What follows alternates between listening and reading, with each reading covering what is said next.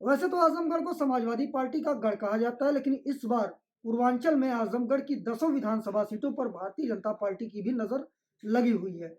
लगातार मुख्यमंत्री योगी आदित्यनाथ, अमित शाह और कई बीजेपी के बड़े नेताओं का आजमगढ़ दौरा होता रहा है। इस बार हम बैठे हुए हैं यहाँ आजमगढ़ में सदर विधानसभा के पूर्व प्रत्याशी, बीजेपी प्रत्याशी अखिलेश कुमार मिश्र जी के साथ, जिनका मुकाबला सीधे, अगर इनको टिकट मिलता है तो इनका मुकाबला सीधे 8 बार के विधायक रह चुके दुर्गा प्रसाद यादव से होगा। इस बार चुनाव को लेकर के किस तरह से रणनीति आप लोगों ने बनाई हुई है? इस बार 8 बार से जो यहाँ पे विधायक थे, वो पूर्व में काबीना मंत्री भी रहे, वन मंत्री रहे, स्टाम्प पंजीयन के मंत्री रहे, परिवहन मंत्री रहे और हम ये एक नारा हम लोगों ने दिया है कि 40 साल और सदर बेहाल। 8 बार का विधायक होने के बाद भी आप उनकी पूर्व की निधियों को निकाल के देखिए। उन्होंने कहीं भी रोड पे, कहीं भी नाली खड़ंजे या बिजली जो मूलभूत आवश्यकताएँ हैं जनता की, उस पर कोई निधि खर्च नहीं किया है। उन्होंने सीधे-सीधे उसका लाभ अपने लोगों को दिया है और जो लोग उनसे डायरेक्ट जुड़े हुए हैं या एक वो कह लीजिए कि एक ही परिवार के लोगों को लाभ देने का काम दुर्गा प्रसाद यादव जी ने किया है और अपना विकास किया है, अपने परिवारवाद को बढ़ावा दिया है। इन्हीं मुद्दों के साथ हम पुनः इस बार चुनाव में उतरेंगे। यदि इस बार आजमगढ़ में बीजेपी विधायक जीतते हैं और अगर सरकार आपकी बनती है, तो वो कौन-सी चीज़ें हैं जो आप आज़मगढ़ में करवाना पसंद करेंगे? कौन से ऐसे विकास के काम बाकी आपको लगते हैं जो होने चाहिए अभी और आज़मगढ़ में? पहले तो हम आपको बता दें कि पिछली बार ही हम यहाँ कई सीटों पे जीते, मामूली अंतर से कई सीटों पे हम हारे हैं और इस बार भारतीय जनता पार्टी का प्रदर्शन आजमगढ़ में बहुत ही बेहतरीन होने वाला है। और हम सदर विधानसभा की बात करते हैं तो आप कुछ दिन पूर्व चले जाइए। 40 साल का विधायक और उनकी सरकार और मंत्री होने के बाद भी जो बरसात में यहाँ के शहर के कई मोहल्लों की स्थिति बद से बदतर थी। लोगों को मजबूरन छतों पे जाना पड़ा, घरों को छोड़कर 2 महीने बाहर रहना पड़ा। कोई जल निकासी की व्यवस्था नहीं, कहीं कोई काम नहीं। तो पहली प्राथमिकता मेरी होगी कि शहर के लोगों को जो समस्या का इस बार सामना करना पड़ा है, उसके लिए हम पहले तो जल निकासी की व्यवस्था और जल का ठीक से आबादी में जो समस्या पैदा हुई, उसको समाप्त करने के लिए सबसे पहला काम हम शहर में वही करेंगे।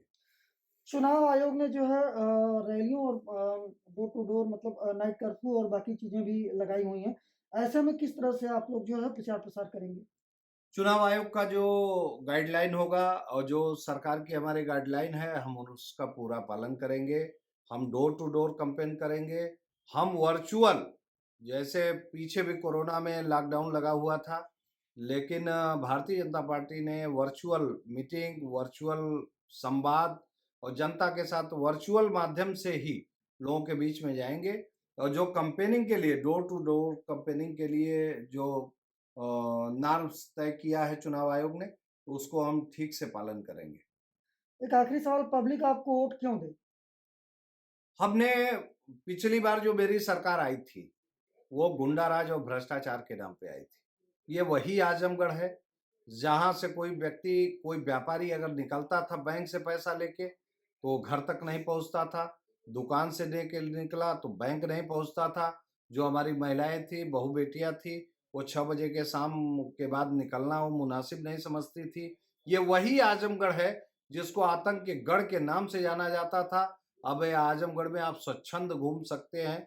आजमगढ़ बदला हुआ मेरी सरकार नहीं, मेरी सरकार में ही इस बार ये बताया है कि कानून नाम का चीज़ क्या होता है और योगी जी की सरकार में सबसे पहले बहू-बेटियों को सुरक्षित रहने के लिए और सारी चीज़ों पर जो नकेल कसने का काम उन्होंने किया है।